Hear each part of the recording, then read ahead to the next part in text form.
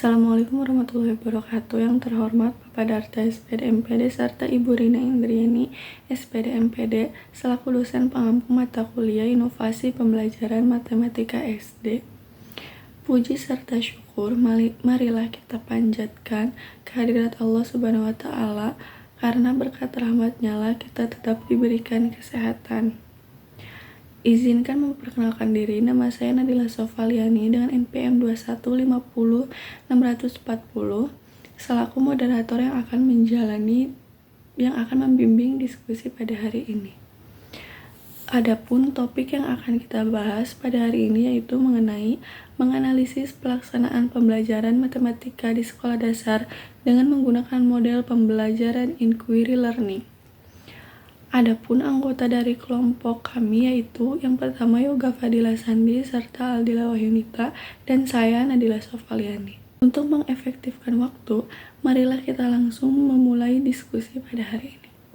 Assalamualaikum warahmatullahi wabarakatuh. Saya Nadila Sofaliani dengan NPM 2150640 sebagai pemateri pertama.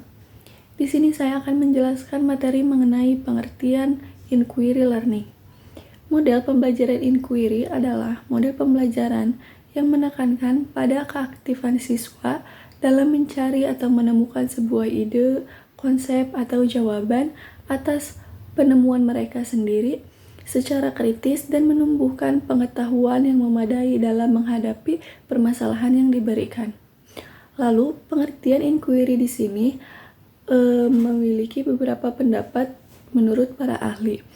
Menurut Soimin, tahun 2014, halaman 85, model pembelajaran inquiry merupakan rangkaian kegiatan pembelajaran yang menekankan pada keaktifan siswa untuk memiliki pengalaman belajar dan menemukan konsep-konsep materi berdasarkan masalah yang diajukan.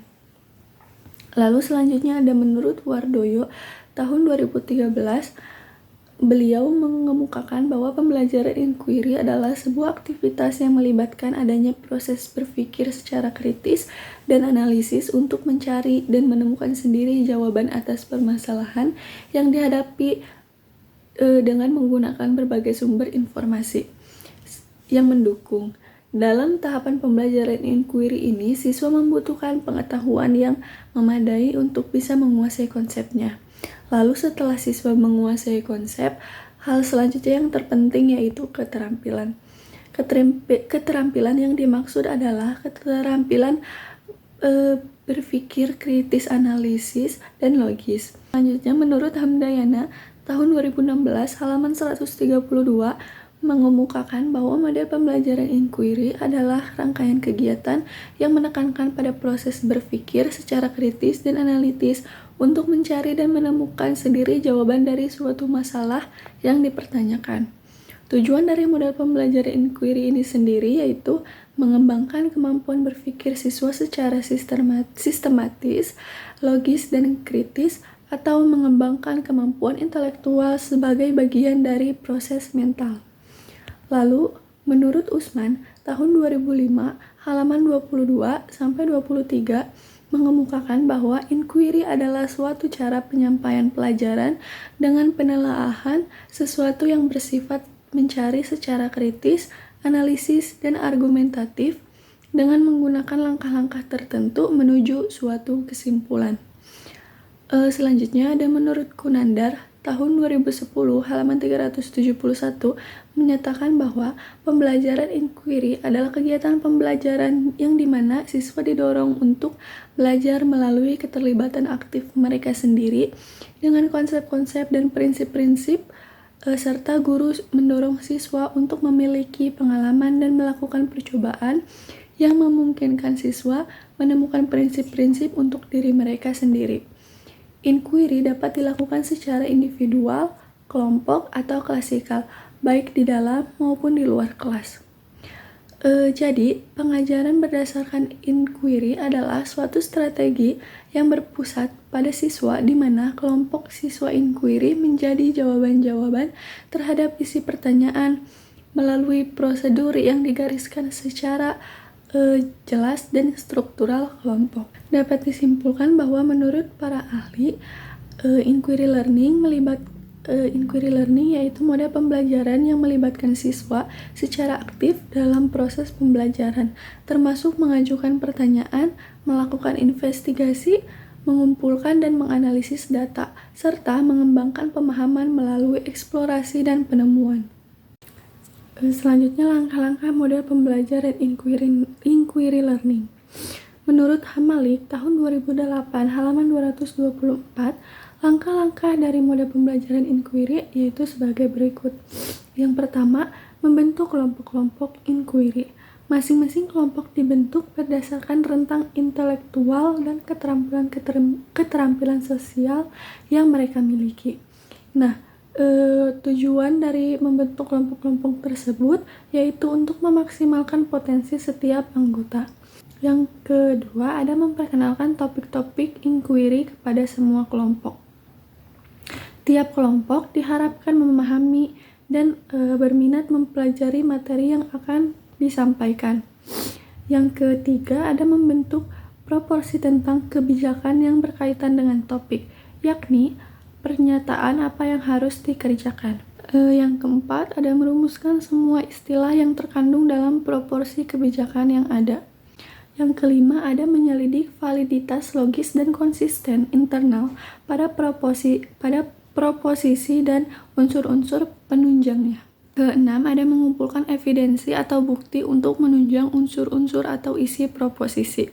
Yang ketujuh, ada menganalisis solusi-solusi yang diusulkan dan mencari posisi kelompok. Yang kedelapan, ada menilai proses kelompok. Yang selanjutnya, menurut Sanjaya, tahun 2006 halaman 202-205 mengemukakan secara umum bahwa proses pembelajaran yang menggunakan model inquiry dapat mengikuti langkah-langkah sebagai berikut. A. Orientasi. Langkah orientasi adalah langkah untuk membina suasana pembelajaran yang responsif sehingga dapat merangsang dan mengajak untuk berpikir memecahkan masalah.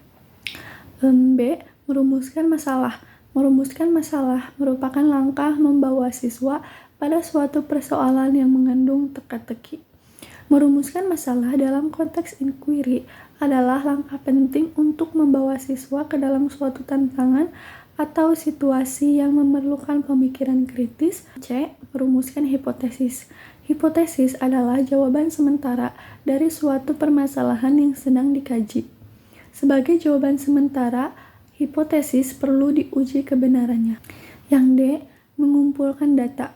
Mengumpulkan data adalah aktivitas menjaring informasi yang dibutuhkan untuk menguji hipotesis yang diajukan. Yang E. Menguji hipotesis. Menguji hipotesis adalah menentukan jawaban yang dianggap diterima sesuai dengan data atau informasi yang diperoleh berdasarkan pengumpulan data. Menguji hipotesis dalam konteks inquiry ini melibatkan proses penentuan apakah jawaban yang diusulkan sesuai dengan data atau informasi yang diperoleh melalui pengumpulan data. Setelah siswa mengumpulkan bukti empiris, mereka membandingkan hasil tersebut dengan hipotesis awal yang mereka rumuskan. Jika data mendukung hipotesis, ini dapat memberikan dasar untuk menerima jawaban tersebut sebagai solusi sementara terhadap permasalahan. Sebaliknya, jika data tidak konsisten dengan hipotesis, siswa dapat mengubah atau menolak hipotesis tersebut, memperkuat pemahaman mereka tentang fenomena yang diteliti. F. Ada merumuskan kesimpulan. Merumuskan kesimpulan adalah proses mendeskripsikan temuan yang diperoleh berdasarkan hasil pengujian hipotesis. Assalamualaikum warahmatullahi wabarakatuh. Perkenalkan, nama saya Adela Wahyunita dengan NPM 215060068. Di sini saya akan memaparkan sedikit materi tentang jenis inquiry learning. Perlu menjadi catatan bahwa inquiry learning memiliki jenis atau turunan yang berbeda berdasarkan peran guru dalam kegiatan penyelidikannya. Menurut Kinsveter Wisudawati Asihwe dan Eka Sulistiawati 2017 halaman 84-85, berdasarkan peran guru dalam penyelidikan inquiry learning terbagi menjadi dua jenis, yaitu yang pertama ada guided inquiry atau inquiry terbimbing. Pada jenis ini, peran guru dalam melaksanakan proses pembelajaran dalam penyelidikan sangat besar. Guru berperan menentukan topik penelitian yang akan dilakukan, mengembangkan pertanyaan-pertanyaan yang terkait dengan topik yang akan diselidiki, menentukan prosedur atau langkah-langkah yang harus dilakukan oleh peserta didik, hingga membimbing peserta didik dalam menganalisis data, menyediakan worksheet yang telah berbentuk kolom-kolom sehingga peserta didik cukup melengkapi dan membantu membuat kesimpulan. Lalu yang kedua ada open inquiry atau inquiry terbuka. Pada tipe ini, guru hanya berperan sebagai fasilitator dalam proses pembelajaran, sejauh yang diminta oleh peserta didik. Peserta didik kemudian diberikan kebebasan dan inisiatif dalam memikirkan bagaimana akan memecahkan masalah yang dihadapinya. Lalu di sini ada kelebihan dan kekurangan inquiry learning. Tentunya, sebagai salah satu mode pembelajaran yang merupakan alternatif dari mode lain, inquiry learning memiliki kelebihan dan kekurangan tersendiri. Keunggulan strategi pembelajaran inquiry menurut Roestia tahun 2012 halaman 76 dikemukakan sebagai berikut, yaitu yang pertama, dapat membentuk dan mengembangkan self-konsep atau pada diri siswa, sehingga siswa dapat mengerti tentang konsep dasar dan ide-ide pokok dengan lebih baik. Lalu yang kedua, membantu dalam menggunakan ingatan dan transfer pada situasi proses belajar yang baru. Lalu yang ketiga, mendorong siswa untuk berpikir dan bekerja atas inisiatifnya sendiri, bersikap objektif, jujur, dan juga terbuka. Lalu yang keempat, mendorong siswa untuk berpikir inisiatif dan merumuskan hipotesisnya sendiri. Lalu yang kelima, memberikan kepuasan yang bersifat intrinsik. Lalu yang keenam, situasi proses belajar menjadi lebih merangsang. Lalu yang ketujuh, dapat mengembangkan bakat atau kecakapan individu. Lalu memberikan kebebasan siswa untuk belajar sendiri.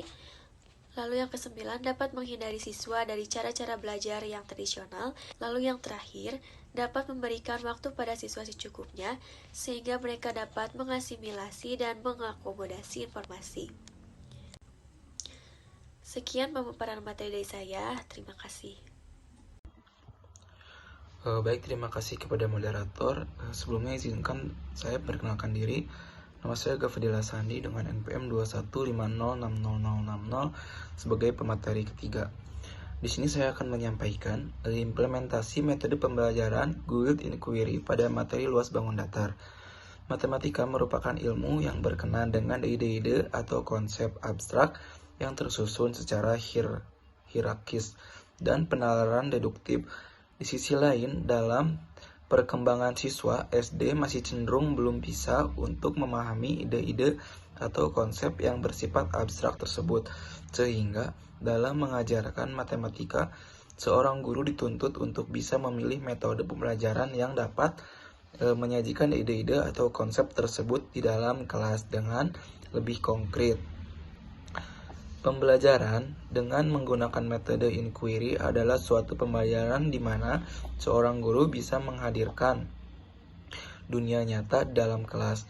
Dalam pembelajaran matematika, dengan metode pembelajaran Guided Inquiry ini, guru bertindak sebagai pembimbing dan penunjuk agar siswa secara terarah bisa mencapai tujuan pembelajaran yang telah ditentukan. Adapun kegiatan yang dilakukan siswa mengacu pada langkah-langkah sebagai berikut. Yang pertama, ada guru membagikan kertas berpetak berbentuk trapesium dan layang-layang. Yang kedua, untuk menghitung luas bangun trapesium dan layang-layang, guru meminta siswa menghitung dan beberapa satuan ada trapesium dan layang-layang tersebut dengan ketentuan satu kotak atau dihitung pada satu satuan. Lebih dari setengah kotak dihitung dengan satu satuan dan kurang dari setengah kotak tidak dihitung. Yang ketiga, setelah siswa selesai menghitung, guru mengajak siswa untuk menghitung menggunakan rumus luas trapesium dan luas layang-layang. Ternyata hasilnya sama. Yang terakhir, guru menayangkan dari mana didapatnya rumus yang telah ada tersebut. Lalu guru mengajak siswa untuk melakukan percobaan. Adapun langkah-langkahnya sebagai berikut yang ada di gambar ini.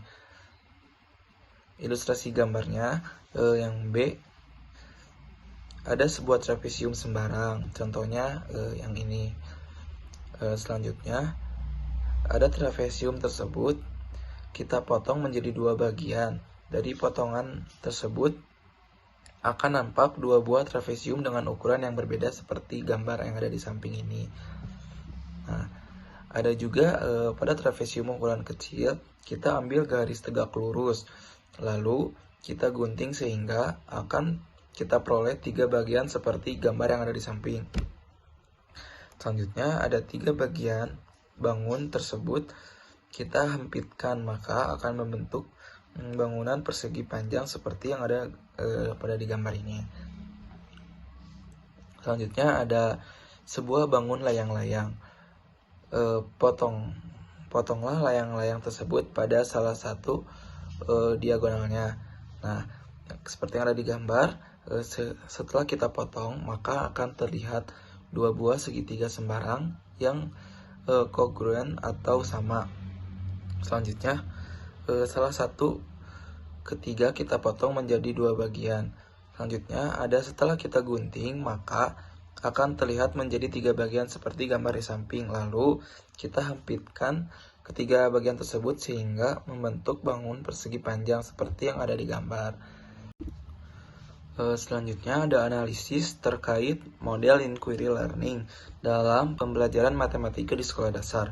Inquiry learning adalah pendekatan pembelajaran yang menekankan pada eksposisi penemuan dan pemecahan masalah oleh siswa dalam konteks pembelajaran matematika di sekolah dasar. Model inquiry learning dapat memberikan beberapa manfaat. Berikut adalah analisis terkait model inquiry learning dalam pembelajaran matematika di sekolah dasar.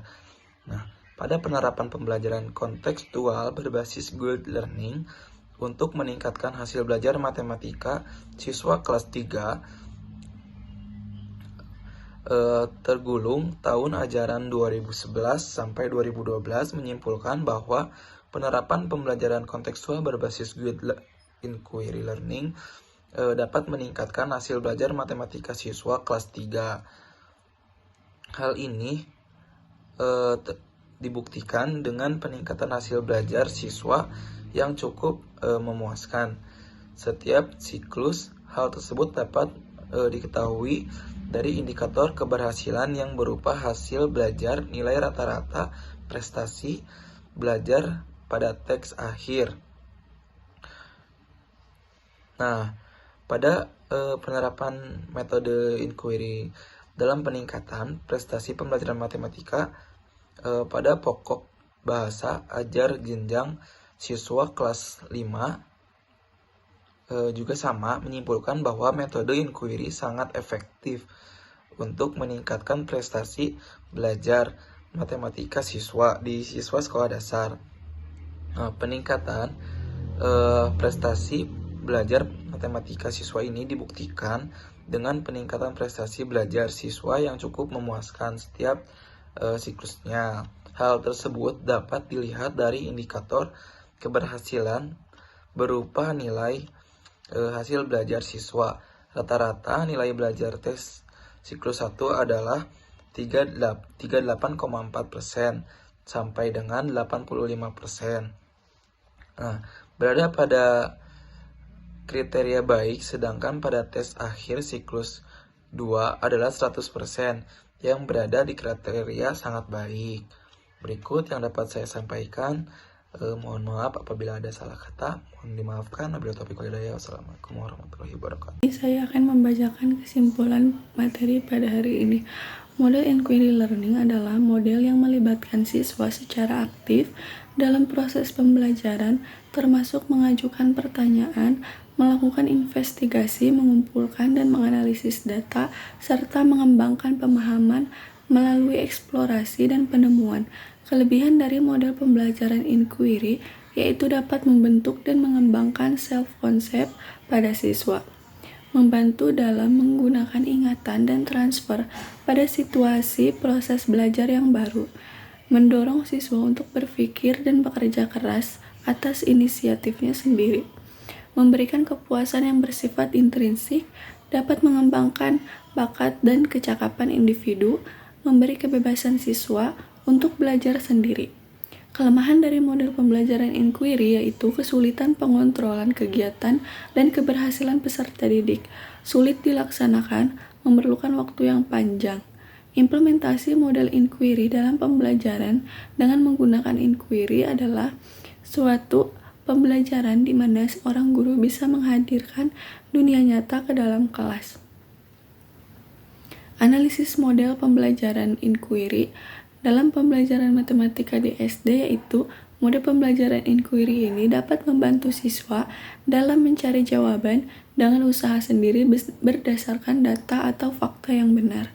Model pembelajaran inquiry juga sangat sesuai diterapkan dalam pembelajaran matematika SD, di mana siswa akan lebih berperan aktif karena dituntun untuk berpikir kritis, dan menemukan sendiri dengan melakukan berbagai percobaan untuk mengumpulkan data.